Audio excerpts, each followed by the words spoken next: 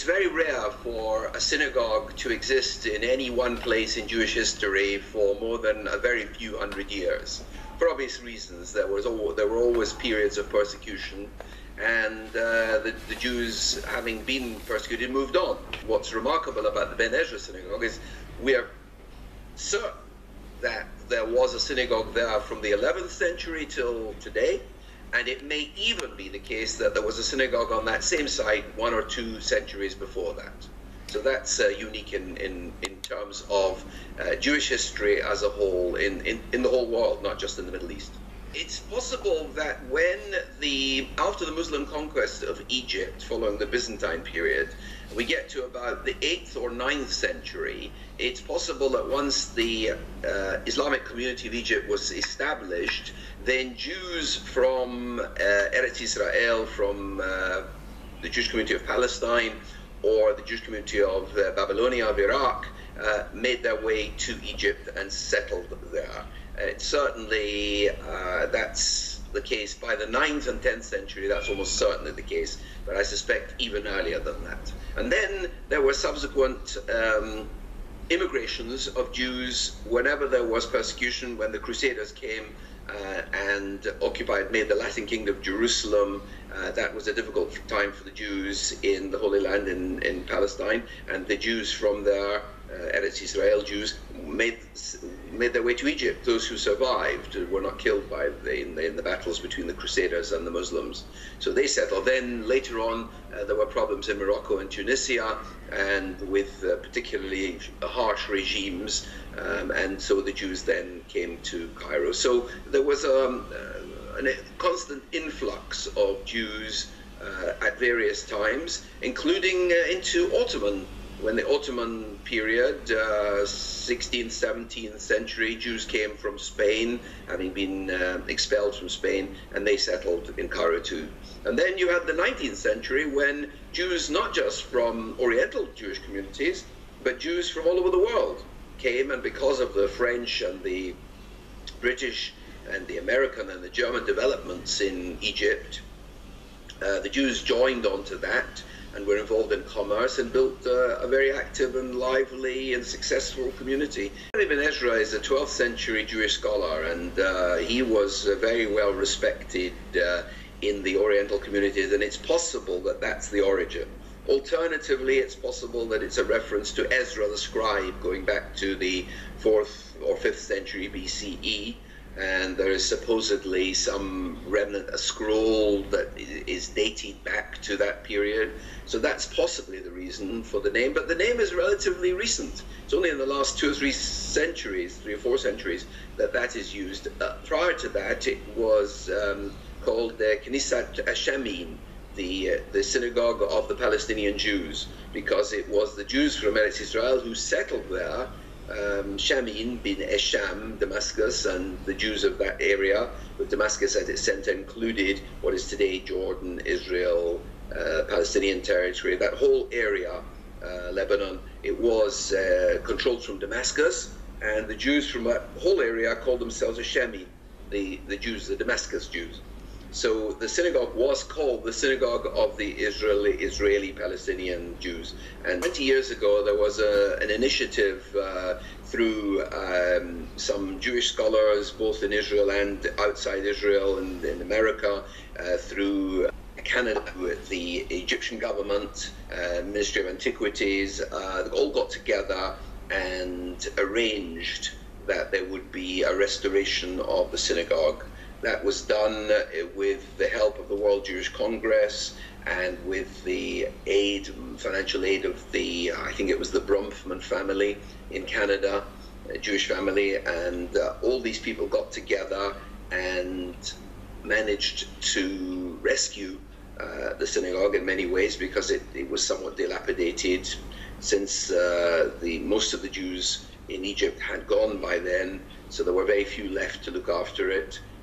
And so there was a problem, and because of the efforts of all these people in Egypt and outside Egypt, the restoration was completed, and today it's a very beautiful restoration, attached to which now all the same organizations plus the help of Cambridge University, has managed to establish right next to the synagogue, in one of the buildings of the synagogue, a whole exhibition called the Genizah Exhibition, with facsimiles of all the manuscripts, of many of the manuscripts that were found there, so that those people who read the book and are interested in the book and want to see what the whole story is about can go now to the Ben Ezra Synagogue, and just across from the actual synagogue is a communal building. And there is an exhibition with facsimiles and explanations in various languages, Arabic, English, I can't remember, but a number of languages. And we in Cambridge provided some of that information, scholarly information, so that it's available to anyone who is a visitor or a tourist. The Egyptian-Israelite, Egyptian-Jewish connection goes back for probably 3,500 years. And so it's a very central part of Jewish culture, the connection with Egypt. Sometimes the connection was a cheerful one, sometimes it wasn't so cheerful, but there was always a connection. And so because of that tradition, then all kinds of, I think it's fair to call them historical myths or historical traditions arose, that this was the place where a particular event in Jewish history happened. This is the place where the River Nile was. This is the place where Moses was in his basket. This is the place where Jeremiah fled in the 6th century BC. This is the place where Ezra established a synagogue and his scroll. So all these are traditions of the community, which took a great pride in its existence in Egypt for many centuries, and therefore some of the things in the synagogue that we're not sure about relate to those traditions and those stories. There is definitely a very old connection between the Jews and Egypt. The texts are unique. They are, although they date from, say, the 9th and 10th century up to the 19th century, so something like 1,000 years of history, most of them are from the 10th to the 12th or 13th centuries. So those 3 centuries, 10, 11, 12, 11, 12, 13, these are the centuries where most of the manuscripts found are dated from. And they are unique for a number of reasons. Number one, we don't have as many items. There are something like 200,000 items on maybe 400 or 500,000 folios, which have been preserved. And so we don't have anywhere in Jewish history such a rich collection of manuscripts relating to Jewish life. The only comparable one is the Dead Sea Scrolls, there are many less items in the Dead Sea Scrolls, but of course they are 1,000 years earlier. They're 2,000 years old. We're talking here about 1,000 years old. But also, why it's even more important, I would say, for Jewish history, is because the Genizah Collection covers every aspect of Jewish life. The Dead Sea Scrolls were people living in the Judean desert by the Dead Sea, very theologically minded, very interested in their own spirituality, and not really telling us anything other than that. Whereas the community of Fatimid Egypt in the 11th and 12th centuries was an expanding and generally successful, socially and economically vibrant community, and with exception of certain periods when there were problems, generally were able to thrive.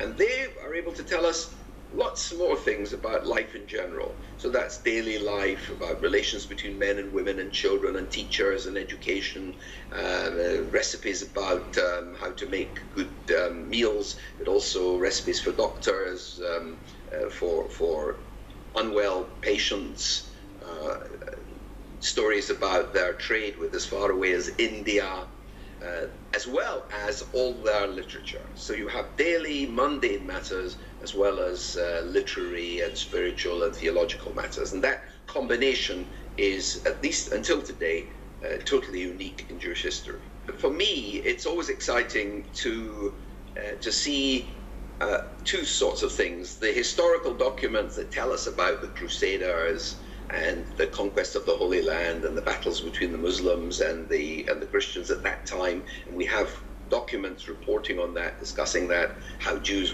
had to be ransomed because they were captured. That kind of how sometimes women were raped and their fate and what happened to them. You have these very remarkable insights into ordinary daily life, a murder taking place on the boat on the Nile. So they represent for us a kind of DVD, a 1,000-year-old DVD, and that's exciting. But equally, you have the figures, historical figures, that are greatly greatly illuminated by this new information. Just to take one example, Moses Maimonides, Moshe ben Maimon. Harav Moshe ben Maimon, Moses, son of Maimon, was an immigrant. He came into Cairo he was from Spain, from period of 12th century Spain, and he came through Morocco and through Israel, through Crusader Palestine, to Egypt, and settled there in the second half of the 12th century and died there. And he was the great leader of the community who was also the medical advisor to the court, to the Muslim court. So very well respected and loved, and quoted by Christians, by Jews, and by Muslims. And we have all sorts of insights into his life, into his work, into his writings, and even some 50 or 60 items in his own handwriting. So a great scholar, one of the greatest Jewish scholars of the Islamic world, who died in 1204, and here we have access to things that he wrote those many, many centuries ago.